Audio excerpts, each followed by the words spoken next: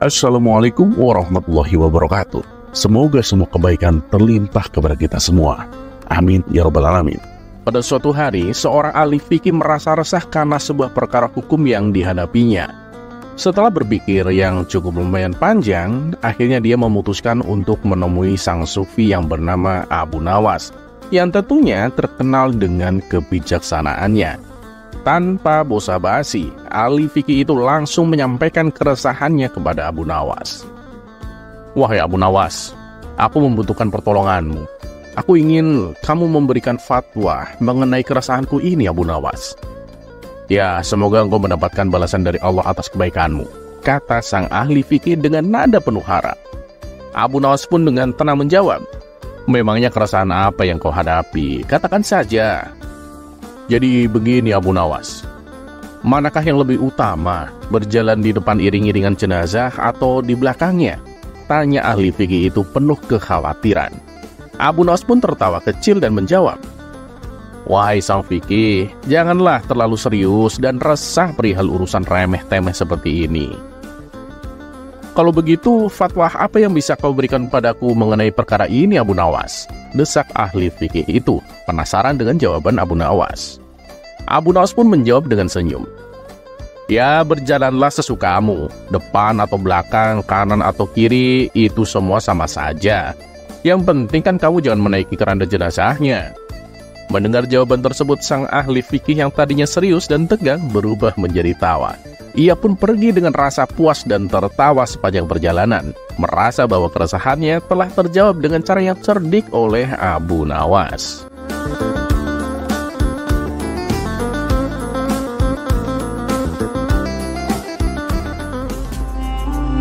Kisah selanjutnya.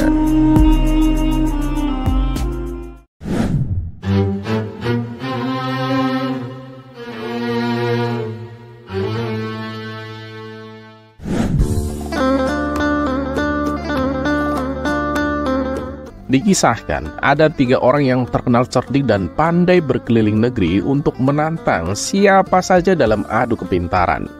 Hingga pada suatu hari mereka tiba di kampung Abu Nawas. Penduduk desa sepakat untuk menghadapi tantangan mereka dengan mengandalkan kecerdikan dari Abu Nawas. "Aku yakin Abu Nawas ini pasti bisa mengatasi 3 orang itu," ujar salah satu penduduk. Abu Nawas akhirnya setuju untuk menghadapi ketiga orang cerdik tersebut. Pertandingan kepintaran ini diadakan di tengah lapangan, sehingga masyarakat bisa menonton. Setelah semua berkumpul, acara pun dimulai. Masing-masing kontestan memperkenalkan diri, dan sebagai penghormatan, juri mempersilahkan 3 orang itu untuk bertanya kepada Abu Nawas terlebih dahulu. Orang pertama dengan nada sombong bertanya, Abu Nawas, di mana sebenarnya pusat bumi ini?" Abu Nawas pun tersenyum simpul mendengar ejekan itu dan kemudian menjawab, "Ah, itu sih gampang. Pusat bumi ini kan tepat di bawah telapak kakiku." Abu Nawas pun merapatkan kakinya dan sedikit membungkuk, menunjukkan bahwa pusat bumi ada di bawahnya. Orang pertama tertegun dan hanya bisa terdiam. Orang kedua yang tidak terima segera bertanya dengan nada keras, "Terus bagaimana kamu bisa membuktikan hal itu?" "Ya, jika kalian nggak percaya atas jawabanku, ukur aja sendiri," jawab Abu Nawas dengan santai. Orang kedua yang merasa tertantang mengajukan pertanyaan lagi. "Ya sudah, berapa jumlah banyak bintang di langit?" Abu Nawas pun menjawab dengan tenang, "Bintang-bintang di langit itu jumlahnya sama dengan rambut yang tumbuh di keledai milikku ini." Orang kedua itu tak puas dan bertanya lagi, "Lantas bagaimana kamu bisa membuktikan hal itu?" "Nah, jika kamu nggak percaya, ya hitung saja rambut keledaiku ini. Nanti kamu akan tahu kebenarannya," jawab Abu Nawas dengan nada bercanda. Orang kedua pun terdiam, tidak mau membalas argumen dari Abu Nawas. Sekarang giliran orang ketiga yang konon paling cerdas di antara mereka. Dengan sedikit sinis ia bertanya, "Tampaknya kamu tahu banyak mengenai keledai. Coba katakan padaku, berapa jumlah bulu di ekor keledaimu?" Abu Nawas pun tertawa dan menjawab, "Jumlah bulu di ekor keledaiku ini sama dengan jumlah rambut di janggutmu." Orang ketiga itu pun penasaran, "Terus bagaimana kamu bisa membuktikan hal itu?" Abu Nawas pun menjawab, Itu mudah saja. Cabut sehelai bulu di ekor keledaiku, terus aku akan mencabut sehelai rambut di janggutmu. Nah, kalau udah nyampe habis dan jumlahnya sama, maka yang kukatakan benar. Kalau tidak sama berarti aku keliru. Orang ketiga itu terkejut dan tidak mampu berkata apa-apa. Membayangkan rasa sakit jika harus mencabut rambut di janggutnya satu persatu. Akhirnya orang ketiga pun menyerah dan para penonton sepakat bahwa Abu Nawas adalah pemenangnya.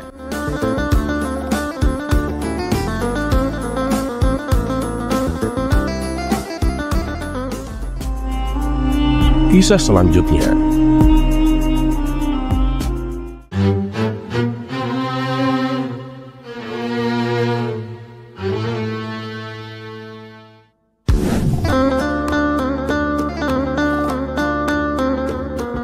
Konon di zaman Raja Harun ar-Rasyid, sebelum ada yang namanya toilet, mereka menggunakan sungai untuk buang hajat.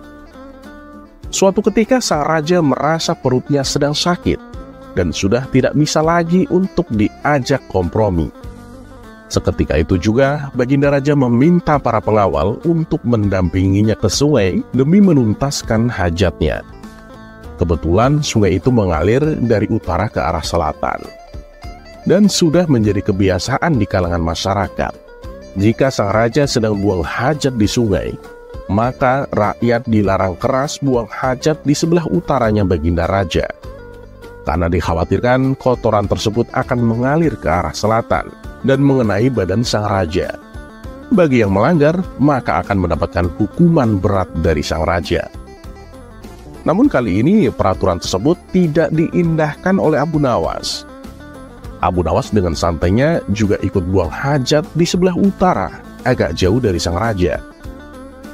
Di saat Baginda Raja sedang asik buang hajat, tiba-tiba saja ada suatu benda yang menyenggol pantatnya.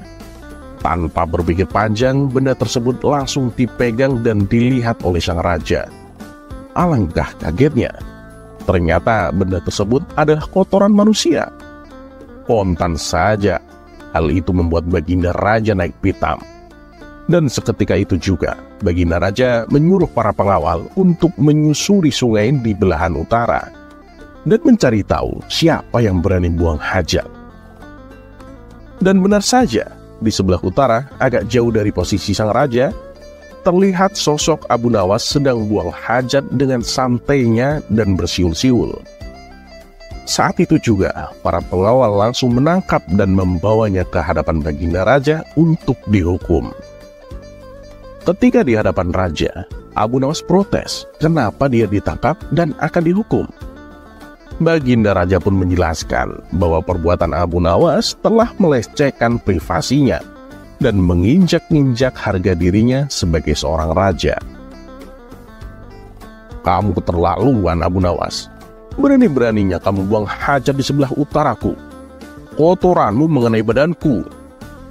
Kamu harus menerima hukuman, Abu Nawas, bentak sang raja. Maaf Paduka, tunggu sebentar, sela Abu Nawas. Tunggu apa? Kali ini tidak ada lagi ampunan bagimu, Abu Nawas, sahut sang raja dengan geram. Tunggulah sebentar Paduka yang mulia. Tolong beri saya kesempatan untuk menjelaskannya. Saya melakukan itu semua karena saya sangat menghargai engkau, Paduka yang mulia, kata Abu Nawas. Mendengar hal itu, Raja Harun ar-Rasyid pun sedikit tertegun dengan apa yang disampaikan oleh Abu Nawas. Perbuatan seperti itu, kamu bilang untuk menghormatiku? Tanya raja keheranan. Begini Paduka yang mulia, selama ini kan jika Paduka mengadakan perjalanan, baik dengan rakyat ataupun bersama pengawal, tidak ada satupun dari mereka yang berani mendahului jalannya Paduka. Begitu juga dengan hamba Paduka yang mulia. Ketika saya ikut rombongan Paduka, posisi berjalan saya tidak berani mendahului Paduka. Itu semua saya lakukan karena saya menjaga tata krama dan sopan santun kepada Paduka, kata Abu Nawas membela diri. Ya, itu bagus. Tapi apa hubungannya dengan perbuatanmu sekarang ini? Tanya sang raja. Paduka, saya menghormati Paduka itu tidak setengah-setengah. Itu kenapa saya buang hajat memilih di sebelah utara Paduka. Karena saya khawatir, jika di sebelah selatannya Paduka, maka nanti kotoran saya tidak sopan, karena sudah berani berjalan mendahului kotorannya Paduka. Itu semua saya lakukan karena rasa hormat saya kepada Paduka yang mulia, jelas Abu Nawas.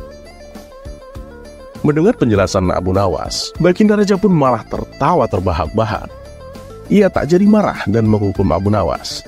Akan tetapi, Abu Nawas malah diberi hadiah karena alasannya yang masuk akal dan juga telah menghibur dirinya.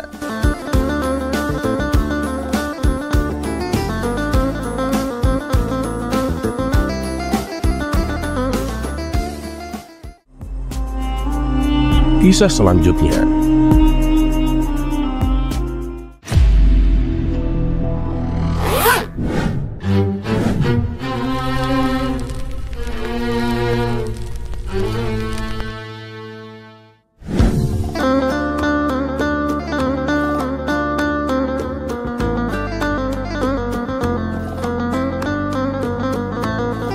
Suatu ketika, ada seorang pemuda yang sedang mengalami masalah besar.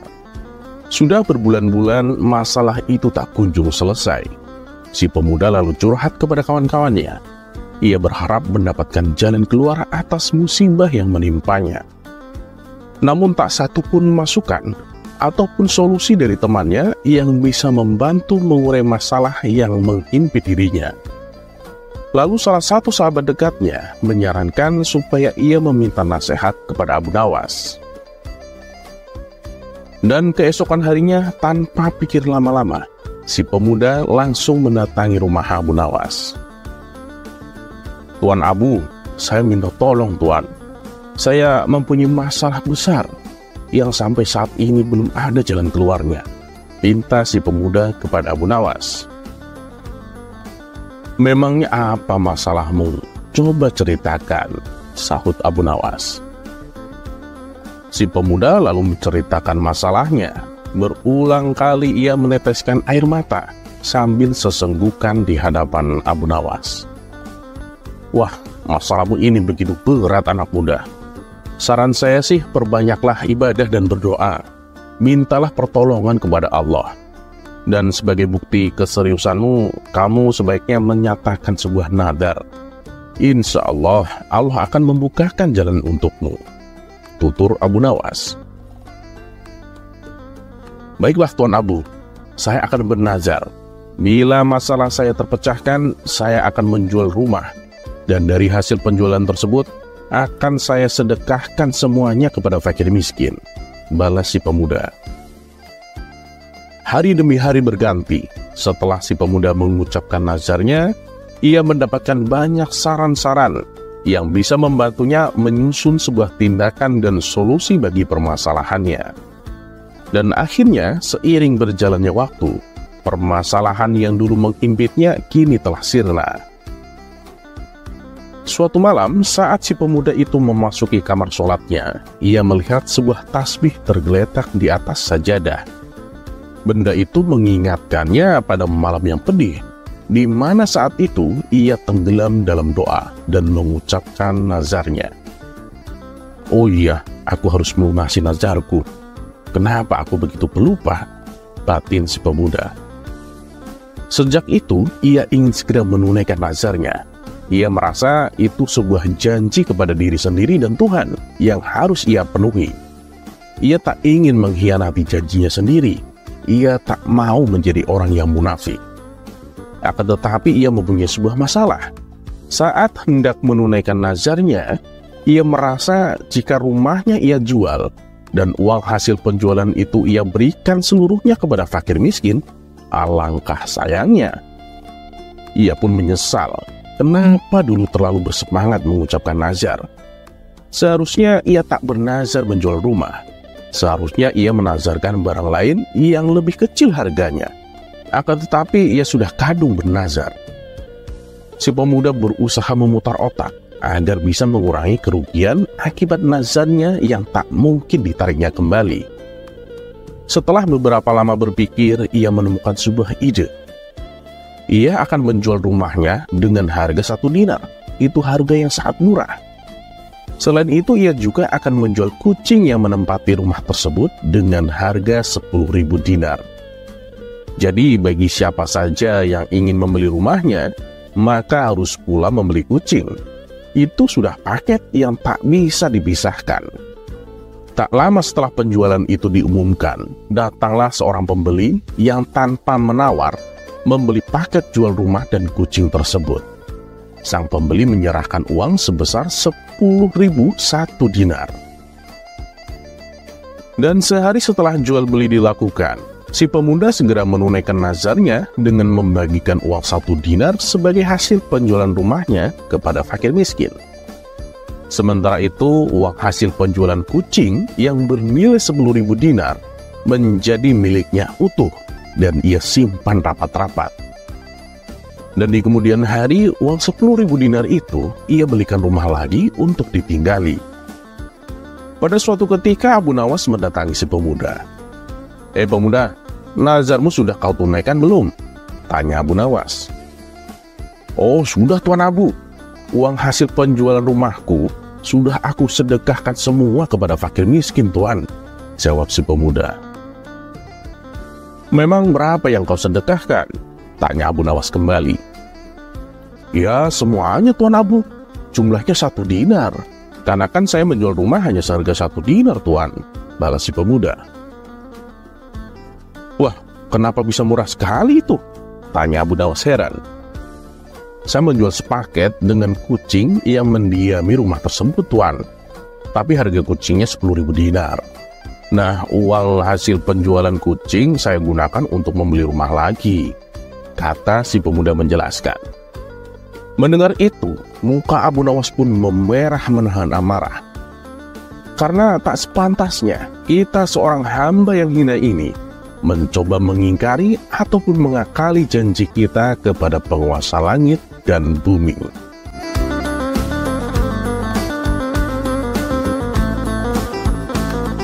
Terlepas apakah cerita ini adalah cerita fiksi atau kenyataan, teruslah berbuat kebaikan. Karena ketahuilah, kita mungkin tahu berapa umur kita sekarang, tapi tak ada yang tahu berapa sisa umur kita. Dan seperti biasa, terima kasih. Wassalamualaikum warahmatullahi wabarakatuh.